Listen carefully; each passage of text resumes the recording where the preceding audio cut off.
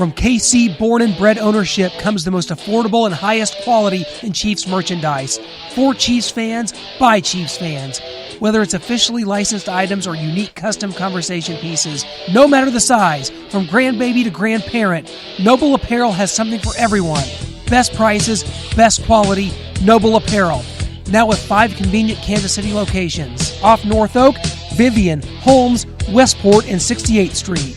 The ultimate fan experience awaits at Noble Apparel. Snap to Mahomes at his belt, sidestepping, fires for the end zone. The pass is going to be caught. Touchdown, Kansas City. Patrick Mahomes. I thought he was just jumping in the stands and he grabbed the camera. I was like, what in the world? Firing down the seam, Tyreek Hill. 10-5, touchdown, Kansas City. Set the tempo early, baby. Set the tempo early, baby. You are now listening to the official PM15 podcast, presented by GASN Sports. Dedicated to NFL MVP Patrick Mahomes as he establishes his legacy and continues on his journey to bring a Super Bowl to Chiefs Kingdom. Featuring weekly guests, expert analysis, and fan interaction. Now, please welcome your hosts, Clint Schweitzer and Noah Groniger.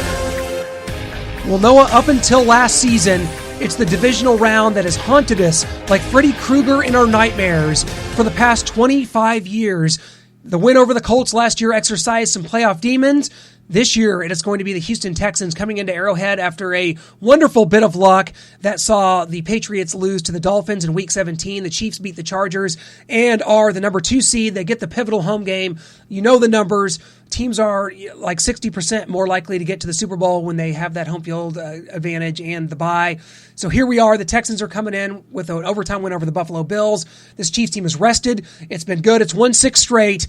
This should be time not to even consider a playoff disaster, but to be looking for a triumphant victory at Arrowhead on Sunday. That's how I see it. What are you thinking? Well, you said it there, my friend. You took the words right out of my mouth. At 28 years, this is the first time that I'm going into the playoffs confident. And not just about a game. I've been confident in wildcard games, maybe even a divisional game, which we lost, so I shouldn't have been confident. But this is the first time throughout the entire playoffs that I am confident. Whether we see the Ravens or Titans in the next round, assuming we do take care of business and beat the Texans, I'm confident going to the Super Bowl, playing the Niners or Seahawks or Packers or whoever, or Vikings, whoever it may be. I am confident in this team and that they are the best team remaining and that we are going to win a Super Bowl. And I have never been able to say that in the history of me being a Chiefs fan, which spans 28 years.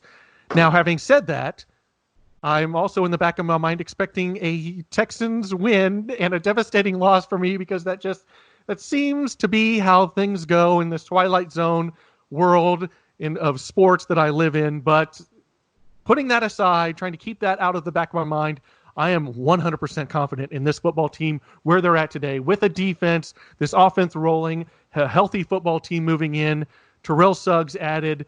I'm confident and I am ready to roll. Well, we're going to talk with Sports Radio 610's Landry Locker from Houston, going to give us his perspective to see if he's as confident in the Chiefs as we are. Maybe as a Houston perspective, they're thinking about, the big play that Deshaun Watson made to help beat the Buffalo Bills. And they're going to come in here, a team that's already won an Arrowhead this year and ready to just keep that rolling and to beat the Chiefs and to go on to the AFC Championship game. We'll gauge his thoughts. Not only that, we're going to be bringing on Raiders defensive line coach Brenston Buckner to talk a little Raiders. I know it's crazy to be talking Raiders on the official PM15 podcast, a Chiefs podcast, but he also has some thoughts about this game. He is coached against Deshaun Watson, coached against Patrick Mahomes twice, so he's got a unique perspective. So we're going to be talking some Raiders, talking Chiefs and Texans with 2 guests on this show. It's great to be bringing you this podcast. When we started it, it was all about the idea of Patrick Mahomes and what he's done to this city, how he has unified a city, likes of which I've never seen before, around a singular player. And this city is so ready and hungry for a Super Bowl championship. You can roll World Series and MLS Cups out here as much as you want, but this is a Chiefs town, and it's about getting that Lombardi Trophy, and it starts this Sunday, and it was all about Patrick Mahomes and his journey from taking the Chiefs, which are now on the precipice of immortality, because it has been 50 years since this Chiefs team has achieved the ultimate prize. We're trying to get there, and when Patrick Mahomes we certainly trust. maybe he's had to become a more all-around football player as this team has played more complementary football.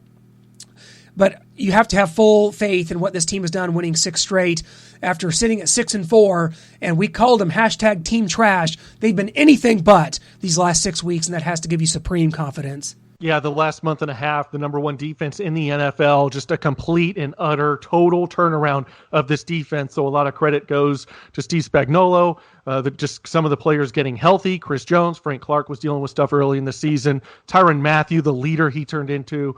Juan Thornhill really came on late in the season, and so we're going to miss him come the playoffs as he's out with a torn ACL, which came to him in that Chargers game in Week 17. But Kendall Fuller back there at safety has done some nice things. We've seen Armani Watts, Daniel Sorensen. I worry about that, but I think they're going to be able to do it. Tyrann Mathieu's going to be able to get them in the right position. And you talked about how this offense may not have the numbers like it did last season, but they're actually a better offense. Patrick Mahomes is playing better football. You talked about complementary football, and they're not going for the quick touchdowns, the quick scoring plays, the huge plays as much. They're just trying to move the chains, possess the ball. That helps out your defense. They're able to get a blow, get a rest on the sideline, not be on the field for as many snaps. We saw that bite the Chiefs early in the season when the offense wasn't able to get going. The defense was out there for 35 and almost 40 minutes in back-to-back games at home, and we lost those games to the Colts and Texans. And so Patrick Mahomes is playing a different style, a different brand of football out there, and the offense is, but it's a more successful, more inducive to a cohesive team, complementary football. And that's what we talk about when we say the word complementary football. We're talking about all 3 phases, helping each other out, yin-yang, push-pull, and they're all doing their jobs and helping each other out and not putting the defense in bad spots or the defense putting the offense in bad spots. So that's really been a key to this team and where they are headed as we come into the divisional round and moving ahead in the playoffs. Well, let's get the thoughts from a Houston perspective, and welcome to the show, Sports Radio 610's Landry Locker. Landry, welcome to the show, man. How's everything going? Hey, what's up? Hey, thank you so much for joining us, coming on with us and talking a little bit about this divisional matchup here this weekend. How's everything been going? What is the mood? What is the appetite going on in Houston right now as they are about to head on the road here to Kansas City, expecting a huge blizzard on Saturday, which is just kind of how it works here in Kansas City. I know you can't relate to that and feel fortunate for that. Yeah, very fortunate for that. I mean, really, the mood here is luck. I mean, you had a slow start last game, and then you had the rally. But the mood here, as far as optimism, is that Deshaun Watson is basically the hope for the Texans heading into that game. And you've done it once. Granted, Kansas City wasn't as healthy, the last time around, and it's the playoffs, so it's a different beast. But the mood here right now is all hope rests on number 4. Well, you mentioned it there, and that's the talk here in Kansas City, is that this is a completely different Chiefs team than the one the Texans saw in Week 6. I mean, Mahomes was hobbled. Tyreek Hill only played 50% of the snaps. A lot of key players were out in that game. Sammy Watkins, Eric Fisher, Chris Jones. They didn't have Mike Pennell, who's really shored up the run defense. No Terrell Suggs. Not only that, but the Chiefs' defense isn't a sieve anymore. I mean, it's number 1 in the last month and a half. So my question to you is, how have the Texans changed since that Week 6 game here in Arrowhead? To be honest, I don't really know if the Texans are better at this point than they were, in Week 6. I know that the Chiefs are definitely a better team right now because of everything you just listed. Specifically, I think Chris Jones is the one that's could make the biggest impact because they did run the ball so successfully and they had 40 minutes. But yeah. I mean, I watch this team every week, and I don't know that I can say unequivocally that this team is better than the one that beat the Chiefs in Week 6. I mean, the odds are stacked against the Texans right now going into this game. I think everybody's aware of that. In the last 10 postseasons, teams on the road in this round, the divisional round, are 10-30. So, I mean, and only one team's done it the last 2 years, and that was Jacksonville when they beat Pittsburgh the second time, actually won there twice.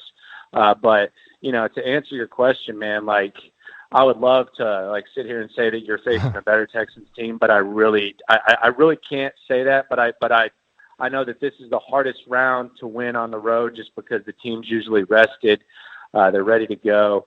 and they're obviously a top 2 seed whenever they're at home. So, as far as what this Texans team is right now, I think it's at the very least, maybe it's going to be a little bit more open on offense because, Kenny Stills was out and you saw what happened in the second half. But yeah, I can't say unequivocally that you're facing a better Texans team. Well, we're talking with Landry Locker from Sports Radio 610 in Houston. Landry, J.J. Watt was able to kind of will himself back to availability in the first round of the playoffs. Played, by my calculations, about 25% of the snaps or so. What are your expectations for him going forward? And regardless of sort of his range of motion or his exact health status, how important is his mere presence in that locker room when he's out there playing football? Yeah, the same answer to your question that I had last week when I was going on in Buffalo, as far as what I expect from J.J. Watt. It's the same answer this week that it was last week, and it's really the answer is nothing. And I'm not saying that to be trite. I'm not saying it to be like sarcastic, but I mean, when a guy tears his pec 2 months ago, and he's just merely practicing and trying to play, I don't expect much from him just because it's already insane that he's even on the field. Yeah. I think his impact is through motivation of the players, but obviously in the second half of the last game where he played most of the snaps, that's where his impact was. But nothing would really surprise me. I wouldn't be shocked if JJ goes out there and can't give it a go, and I wouldn't be shocked if he went out there and had a good game. But, before the games, we lay out expectations and what we expect.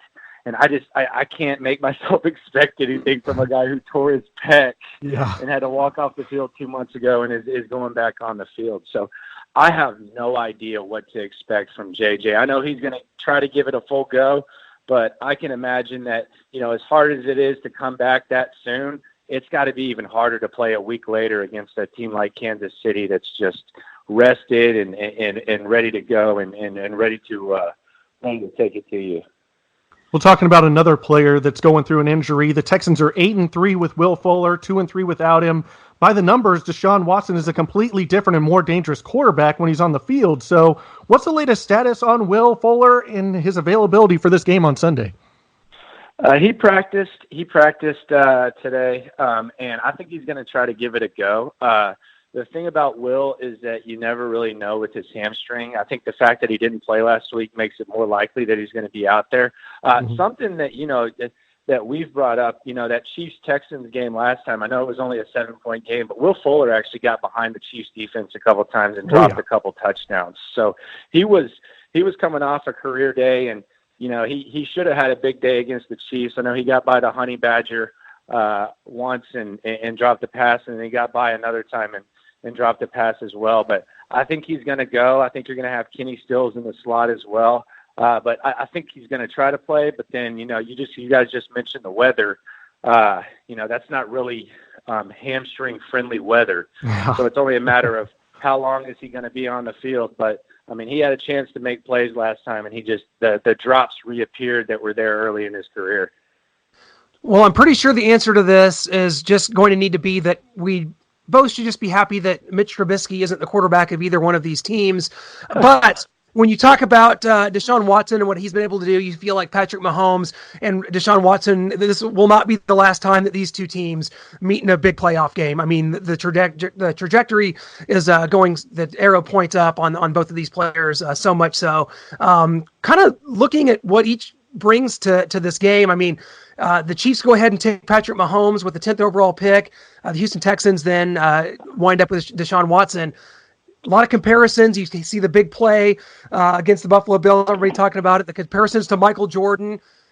These two quarterbacks, you feel like are on a collision course. I mean, how do you compare them and kind of what they do and the strength and weaknesses of these players? And I mean, you got to figure these guys are just going to be playing each other quite a bit in the next few years, For sure, and I obviously Mahomes has the better arm. I mean, I don't think anyone can dispute that. I don't know if anyone has a better arm than Mahomes in the entire league. So I think there's that. I actually think, and I talked about this with Bill Moss yesterday on our show. I think Mahomes actually became a better football player this year because of the way things went. And I actually think that, when it comes to long-term, winning and just success as a player, I think the fact that we saw him 2 years ago, and we saw what he did. And I'm not trying to minimize what he did 2 years ago when he basically took the league by storm.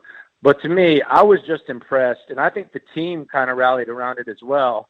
When you see a guy's freaking kneecap go up to his calf, and he refuses to get carted off, he walks off the field, and then after the game, he's breaking the team up, and then he comes back again, and the defense gets better because of that, and he goes out there, and now he's playing his best football at the best time. I actually think this season, Mahomes could have kept doing what he did 2 years ago, but I think the way stuff went down this season, given the fact that he's back and given the fact that he went through that adversity, I think it set him up to be a better football player. And I think that, when we talk about Watson, the Michael Jordan and stuff, you automatically think intangibles. And I think that's what we're thinking about. But I think Patrick Mahomes this year actually showed a hell of a lot of intangibles and a hell of a lot of toughness as well. We had Deshaun Watson took a bus to a game last year. And Mahomes doing that, he showed that he has the intangibles as well. My thoughts on the two, I honestly think, and this is something that we think here, we think if the Chiefs had taken, or just on my show, I'll just speak for my show, 10 to 2 on Sports Radio 610, we think that if the Chiefs had taken Deshaun Watson, you would see similar things. I think there's a chance that you're talking about a guy who's won an MVP just because he has Andy Reid. And with Bill O'Brien, a lot of people look at it as Deshaun Watson somewhat handcuffed. And the narrative last week was that Deshaun Watson basically bailed out Bill O'Brien in the second half. That's just how we look at it here. So I actually think that Mahomes is lucky that he got Andy Reid, but I'm absolutely with you. I think these two guys are going to go head-to-head, but I think this year you have to be impressed with the fact that, when you think intangibles with these two guys, everybody automatically talks about Deshaun, and he won the national championship, and Michael Jordan and all that. But I think Mahomes came a long way this year as well. So they're on a crash course, but, Pat is lucky to have Andy Reid. That is for sure. Well, you mentioned Bill O'Brien there, and I just kind of want to get your thoughts on the significance of this game for him personally, and how short of a leash will it get if he loses this game, and how long of a leash will it be if he pulls off the win in Arrowhead Stadium in a divisional round game and is in an AFC championship game? I mean, it would go a long way for him. As far as the leash, the organization seems to love him. I mean, they give him full power, and he gets to do, they've made all these trades. They traded 2 firsts and a second for Stills and Tunsil. They traded a third for Duke Johnson. They made the trade with the Chiefs for Carlos Hyde. They've made all these changes on offense, and I don't think that he's going to be on the hot seat. I don't think anything's going to happen for him to be on the hot seat. But going on the road and winning Kansas City would go a long way as far as, his approval rate with the fans, because it's not very high here. For a guy who's won these division titles, it's not very high. And we've mentioned these statistics. These are probably the most fascinating statistics that I've dug up in regards to BOB. I just told you, all the changes they made on offense, all the upgrades. Yeah. This year they averaged, and they played tougher defenses last year, actually. 8 of their 16 opponents were in the top 10, only 4 this year. The average was 12 last year. They averaged the exact same amount of yards per game this year, than they did last year. They averaged the exact same amount of passing yards per game this year compared to last year. They averaged 1 less rushing yard this year compared to last year. They had the exact same time of possession, take away 10 seconds, and they averaged 1.5 less points with all those changes on the offense, and he's the one who calls the offense. So it's kind of fascinating that there wasn't really much improvement on the offense, and the eye test tells you that as well. They improved a little bit on third down, but going to Kansas City could shut a lot of people like myself up if he could go out there and pull off that win against Andy Reid. Yeah, and a lot of people are kind of down on this Chiefs offense a little bit as comparing it to what it was last year, but they've only had their complete offense for 2 games, and I know it's a small sample size, but in those 2 games, they've scored more per drive than they did last year. So it's a small sample size, but in this Sunday, they will have their full complement of weapons. So it'll be interesting to see if that continues and they are actually a better offense this year when they do have their full complement of weapons. And you're facing the right defense, to be honest with you. I mean, if you want to get your offense going, this is probably the right defense to do it. I mean, it's a terrible secondary. They haven't stopped the run as well. The linebackers are okay, but I mean, Romeo Cornell, I know you guys know him out there well. I didn't mean 2-14. I know that's not. It's a long time ago. But he's actually done a pretty good job with. You'll look at the defense, and it's just he's very shorthanded. He doesn't really have very many weapons. But as far as being able to roast a defense, I mean, if the Buffalo left a lot of points on the table last week, and I don't think I'm breaking any news, but Pat Mahomes isn't really Josh Allen. Let's hope that's not breaking news. But going back to week 6, the Texans employed a real ball control offense to keep the ball out of Patrick's hands. With the Chiefs' improved defense now, if that's not working for them this time, do you think they'll have an effective counterpunch?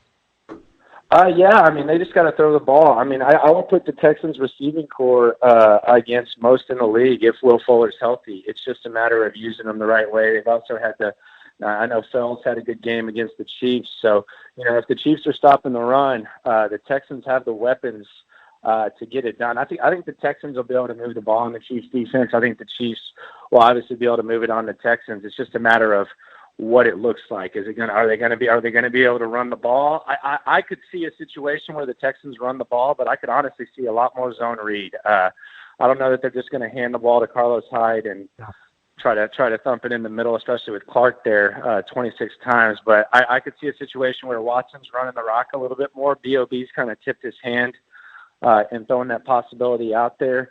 And maybe a little bit more Duke Johnson too. He was averaging 11 yards per touch last week. So they're going to try to run the ball, but I don't think they're going to try to attack it the exact same way they did last week. Well, Landry, before we let you go, I got to get your predictions here. I can kind of maybe sense the way you're leaning just in kind of some of your tone and the way you've been talking about it. But who wins this game and kind of what's the score? Spread's right around 10 right now. Seems a little high to me. What says you? Well, I'm actually going to Vegas. This is my Vegas week, so I'm probably just going to stay away from this one. But I think it's going to be. I think it's going to be probably. I'll say 37-28 Chiefs. That's what I'll go with. I'll say there'll be some scoring, but I'm going to go with the Chiefs. So I guess that would be a cover. So there we go. There's the half point. So I can go ahead and cash that ticket if I bet on the Texans. But and this is exactly 28. Got it. And this is exactly why I stay away from games like this. I picked the Chiefs to win the Super Bowl. Like I picked them before to win the Super Bowl before we did our predictions. So, I would love I mean, look, if Deshaun goes out there and puts on a magical performance or something like that, then that's really the hopes. But I mean, when you have a rested team like the Chiefs and you have a defense like the Texans do, it's just going to be tough. But, I think the Chiefs are in very, very good position. They're playing their best ball. So I'm going to go 37-28. Landry, thanks so much. You're our new favorite guest, my friend. Hey, best luck to the Texans this weekend. We'll definitely look forward to an entertaining matchup here at Arrowhead Stadium. Best of luck in Vegas, as always. Not that you'll need it, but we'll talk soon, man. Thanks so much, and best of luck going forward. All right. At least we got the warm weather on you guys, though. At least we got the warm weather on y'all. Hey, we're both winners here, Landry. Neither one of us are sacked with Mitch Trubisky, so we're both winners no matter what happens. Very true. Very true. Appreciate you guys. There you have it. We're not the only ones confident. Landry Locker, pretty confident he's going to give the Chiefs an 8 or 9 point victory. So strange score at 37. We'll take it. So he's kind of thinking that in this case, maybe the Texans kind of run out of gas after playing in an overtime, hard-fought win over the Buffalo Bills, a game that could have gone either way. They were down 16-0. And if you're a team that could be down 16-0 at home to the Bills, you kind of shudder to think what could happen if the Chiefs get rolling. By the way, the Chiefs got rolling the last time that the teams played. They were ahead 17-3, and it really should have been 24 before the Texans were able to come back and win that game against a Chiefs team that was really dinged up. And that's not to take anything away from the Texans and what they were able to do to come in here and win.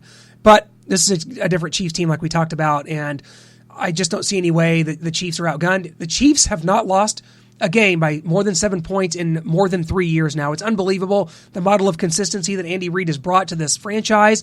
And seeing what the Chiefs did last year when everybody was on the Indianapolis Colts, I think this is a time where the Chiefs can officially put to rest any thoughts of divisional playoff round disasters. They go ahead and they win this going away. It's not going to be something that's going to be brought up a lot going forward. You're not going to hear about Lynn Elliott's Denver Broncos 98, Steelers 16. All we know all of them. Fun game, the comeback game from Andrew Luck. We could keep going, but we'll stop there.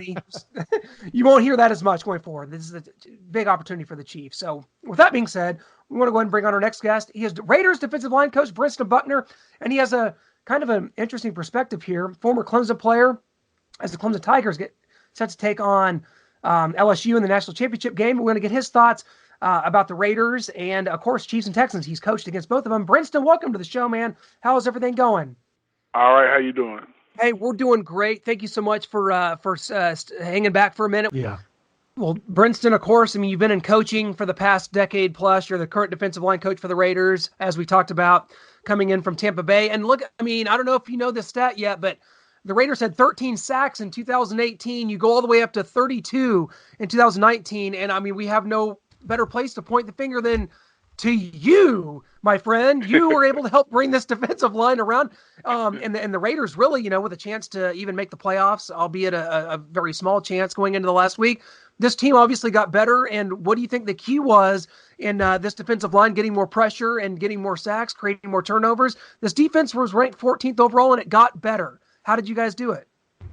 Well, we just worked. You know, we set out, we mapped out a plan, and we was like, hey, if this team is going to be great, it's going to be great because of the guys in this defensive line room. And every day we set out to go out there and do the little things, right, from watching film to, you know, hustling from drill to running off the field and start to try to build a culture, in which Cleveland was a great part of because it comes from a team that's winning championships. So he sort of had that mental in him already. And that's what we try to do, you know, with the Raiders. And now I tried to build an atmosphere where guys cared about each other off the field as much as on the field to build those special type relationships. And so now you can go out there and you can play and you can push one another. You know, guys were able to correct one another, get on one another, and there wasn't no feelings involved because they had a bond outside of football. And we try to attack it that way every day. And, you know, we had a saying in our room, the only person we got to be better than tomorrow is the person we was today. And Yeah. everybody took that every day. You come to work. You know, it's raining outside, work harder. You know, it's cold, work harder. We lose a game, work harder. So no ebbs and flows out there. It was just a steady climb. And what we're doing is trying to change that culture and get each guy to buy into it. And this year, you know, we took the first step to land that foundation and looking to build upon it. Well, you talk about the culture there, trying to find the right guys, and you guys were on Hard Knocks for training camp, and you had a player that pulled himself out of a practice drill due to what he said was an Achilles pain, then missed some sessions with the training staff. Gruden wanted to get guys out of there that just weren't going to listen. So talk to us a little bit about Ronald Ollie and the Hard Knocks experience altogether. Well, Ronald Ollie, you know, I think he got an unfair deal on there because Ronald Ollie is a great kid. You know, he as a coach, he did everything I asked of him to do. You know, he's a talented kid. You know his background. He had a hard upcoming, but he worked hard to get to that point. My thing with Ronald Ollie was trying to help him develop as a man. Like I said, you know, when you get to the NFL, you know, just because you're in a professional sport don't make you a professional. You have to learn how to be a professional. And, you know, you're trying to guide guys through that growth period, but when you're part of a franchise that's building, is trying to reconstruct themselves, sometimes there's collateral damage, and I think he became collateral damage. Missed the treatment, and it wasn't like I'm not gonna go. You know, it was just something that he missed, and he had to understand that, you know, you're held accountable for all your actions in the NFL, and sometimes the penalty is very harsh. And, you know, he's a great kid. You know, I think he definitely can play in the NFL. I think, you know, it was a learning experience from him. As a matter of fact, I just talked to him the other day. I think he signed with the Toronto Argonauts in the CFL, so he's getting a second chance to right his ship, which would be good. But Hard Knocks was good. They get a chance to see the ugly side of football. And, you know, that's one thing. You know, people always want to know what happens behind the closed doors, and that's part of it. You get a chance to see it, and you know, it was a great experience for us to be on there. But, you know, we're looking to move forward. Well, Brenston, talk about this because, of course, we're here in Kansas City. The Chiefs are playing in the divisional round, of course, this weekend against the Houston Texans. You went up against the Chiefs and that high-powered offense, the Patrick Mahomes, twice this season already. Just what are the challenges going up against this Kansas City Chiefs team now? They've won the division now 4 straight years. They've, under Andy Reid, been just a very good organization. What are the challenges in going up against that offense in general, and what's it going to take, kind of going forward for the Raiders to try to move up and knock the Chiefs off that throne? Well, when you go against the Chiefs, they're so well constructed on offense that they got weapons. Now, you got arguably the best quarterback in the NFL on your team.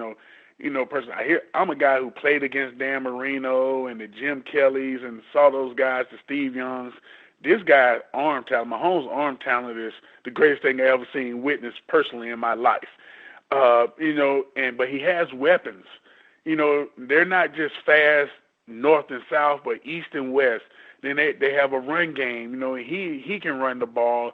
They had a tight end. I think Kelsey, to me, is the best tight end in the NFL. So you got weapons on 4 different levels of your offense. And so when you're playing against a team like that, you just can't say, well, we're gonna shut down the passing game, because they can turn and hand it off to Shady McCoy at the running back or Williams at the running back. Mm-hmm. So you can't say, well, we're going to go get Mahomes, because you get out your rush lanes, he can scramble for 100 yards. So I think what you have to do to beat them, you have to be very sound. You got to win one play. You got to win one play at a time, and you better know them better than you know yourself. When Mahomes looks across that line of scrimmage from you, he got to look in your eye and feel that, all right, they know what they're doing. It's chess, not checkers. Because once he see a crack in the armor, he attacks it with vengeance, and that's what the great guys do. So us as the Raiders, we just got to continue to build. We got to continue to look at the mirror and be very critical of ourselves, and just see where can we improve, where can we get better, where can we evolve, and you just got to go out there and compete them, because they're not just going to turn around and hand you the division. Kansas City, Andy Reid has built that team where you got to go beat them, and they have this swagger about themselves that makes that you better know you're in a championship game every time you play them, even if it's in the regular season. Well, you guys went up against Deshaun Watson and the Texans as well as the Chiefs, and they meet in the AFC divisional round this weekend. Just what do you see in that game? You got several Clemson Tigers in there, Nuke Hopkins, Deshaun, and Sammy Watkins. So what do you see in that game as you guys went up against both teams? Well, looking at Houston, you don't have to look past Watson. Watson has that it factor where he can will his team to victory. You see it in the Russell Wilsons. You see it in the Aaron Rodgers, that no matter what the score is, in the fourth quarter, it's going to become a game. And if you give him the ball last, he's going to win the game. And there he has a great receiver in Nuke Hopkins, who is arguably the best wide receiver in the game. Wow. They're on the same page. He leads I think he's second in the league in second half passing yardage and catches. Mm-hmm. So, you might shut him down for a half, but he's going to go into halftime, and him and Deshaun going to get on a different page than you're on, and they're going to come out, and they're going to put work in. But, to get to this point, they won a game last week versus the Bills. Now they're coming into Kansas City, into a place where they won. So, they're going to come out firing. So it's going to be a good game. You got 2 great quarterbacks. You got J.J. Watts, who's willing himself back to play after injury, but I like Kansas City because of one factor, and that's the Tyrann Mathieu factor. This kid is the greatest football player I've ever been around. Wow. As far as his mental about the game, the way he approaches the game, the way he's infectious around his guys, his attitude, his aura becomes contagious. He walks into the room, and the people in that room think they can go and take on the world. No matter how big they are, how slow they are, how tall they are, no matter who they're facing, they feel they can take on the world. And I think that's where the edge go to Kansas City.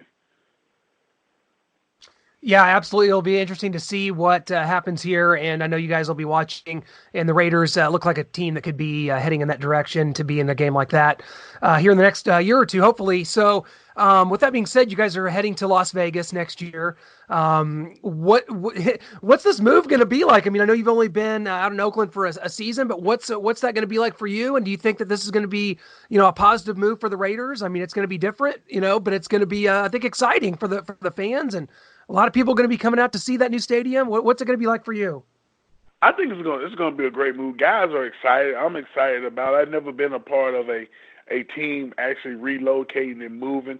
It's kind of sad in an instance too, because Oakland Raiders and just the heritage, the Oakland Raiders, what they meant to the Oakland area, winning championships there, being planted there for so long, and so many people had just grew up in that Oakland area just rooting for the Raiders. That's just their team. Raider Nation is birthed in Oakland. It's seated there in Oakland. But then you look at, it's a new day and age, getting to move to a city like Las Vegas. I never would have thought in a million years that Las Vegas, Nevada would have a football team. That's just one sport. You just always thought they're never going to go to Vegas. But now it's happened to be the Raiders. But then what you begin to do, you begin to see the doors open for the fans from L.A. who are a lot closer now that is in Vegas than it was in Oakland. So now they're excited, and they're going to move. I've been to Vegas many times, and it's always crowded. So you can imagine now with a football team sitting there right down the strip, and it's being the Raiders, and the new energy, John Gruden coming back, guys coming in with the momentum we built this year, now going into becoming a new team, reborn as a new team over and over again. I think it's going to be great. I think it's going to be great for the NFL, but it's definitely going to be great for the Raiders now to be back on the stage where they belong. Well, Brenston, I'm not sure how close you are with George Atkinson. He's a great friend of us here in the show. We've been out to dinner with him when he came in for a game here in Kansas City. I'm sure you've heard the news about both his sons, and just our thoughts and prayers go out to him. And I'm not sure if you've talked with him, and just wanted to know how he's doing and how he's holding up through all this. Well, Mr. Atkinson is probably one of my greatest friends in that organization, because I grew up watching the Raiders, and just a chance to sit and talk with him about the Raiders of old. We grew close to one another, him being from Savannah, Georgia, me being from Columbus, Georgia. So we drew near, and my thoughts and prayers went out to him, and I was able to see him after all that and just talk to him and just really just be there to listen to what he says. And he's a man of great faith, and he understands. It's not by his will, but God's will be done. And he just you have to learn from it. You have to move on. But he's a strong man. And at times like this, things I find out, just to listen to him and, try a moment to talk about something other than that and give him a chance to be away from it. But he's meant a lot to the Raiders. To me, being a first-year coach out there, just understanding the history and what it means to be a Raider and what Al Davis envisioned, he really helped me become a better coach as well as becoming a close friend of mine. That's great. We're so close to George, and it's been a couple years since we've seen him now. So glad we were able to ask you about that, and that's amazing that you guys have struck up such a friendship. Brenston, best of luck to you heading to Las Vegas next year. We'll see you a couple times next year. Chiefs and Raiders, man, looking forward to it, and looking forward to Monday night, Clemson and LSU, man. Good luck with that as well. We'll be cheering for you, cheering for those Tigers, and best of luck, man. Thanks so much for joining us.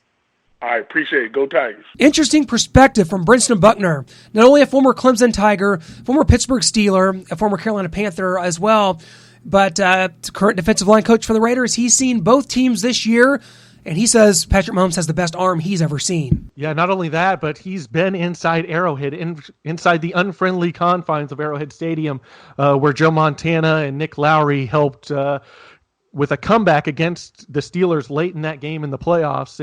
And so he's seen firsthand what Arrowhead and a great quarterback can do to the best of teams in the playoffs, and teams that are on a roll come from the wild card weekend, get a win, and what can happen to a team. And so he likes the Chiefs in this game. He, of course, likes Deshaun Watson and Nuke Hopkins over there, the former Clemson Tigers, his alma mater.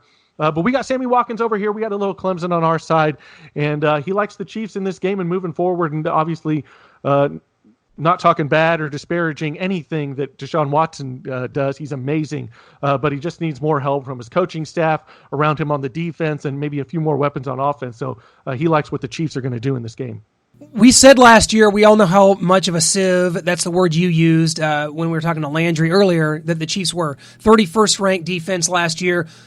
Unbelievably, we said if they could just get a few spots higher, we could compete for a Super Bowl. It's 16th. It finished 16th in the league in total defense. It's been number 1 over the past, 6 weeks.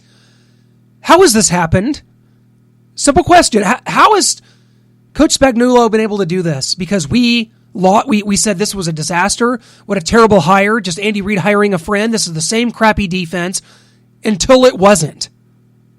What happened? Oh, there's so much. There's development of Travarius Ward and Colin Saunders, rookies and young players coming in here, and their quick development that we didn't see under Bob Sutton.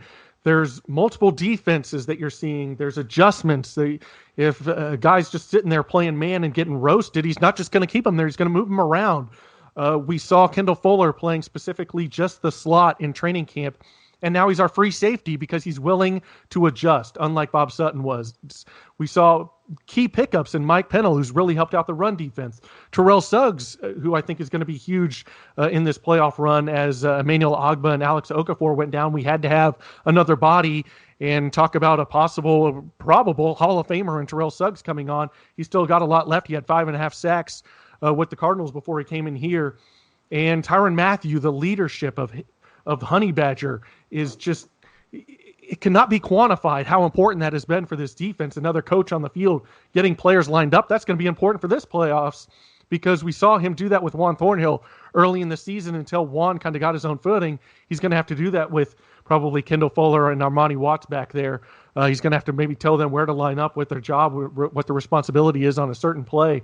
Frank Clark getting healthy has been huge. Chris Jones getting healthy in a contract season.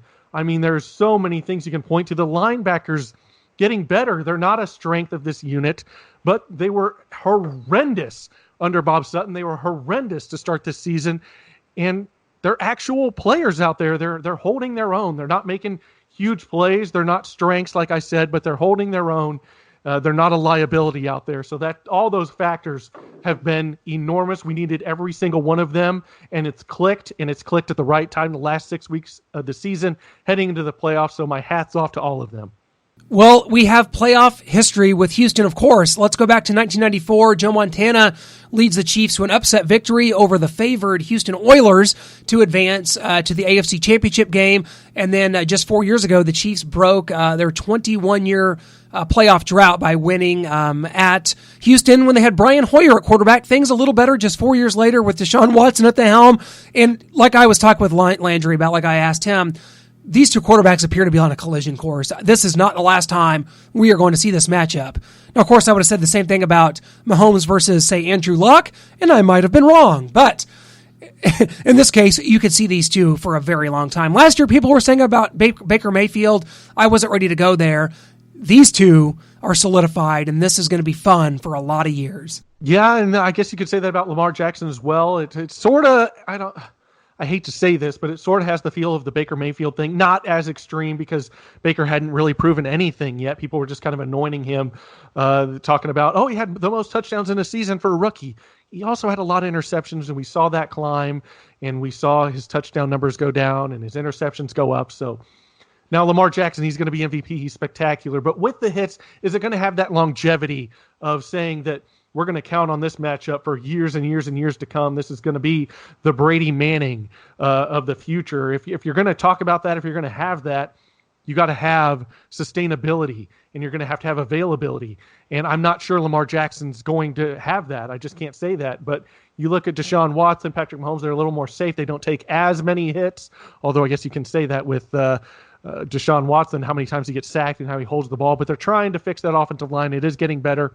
So I think you're right on the money there with Deshaun Watson and Patrick Mahomes. This is going to be the matchup that we're going to see for years and years to come with these two, and deep into the playoffs and playing meaningful games and rights to go to the Super Bowl. So it's going to be exciting, and hopefully Patrick Mahomes gets the best of it this time. Well, Kansas City, I hope you are hunkered down this weekend for the snowstorm that's going to hit, because it's going to be cleared off and football is going to be ready to be played inside a beautiful Arrowhead Stadium. The Sea of Red is going to be out in full contingency, and yet another playoff atmosphere that gets no better on Sunday at 2:00. We can't wait for that. It's going to be, of course, Tony Romo and Jim Nance.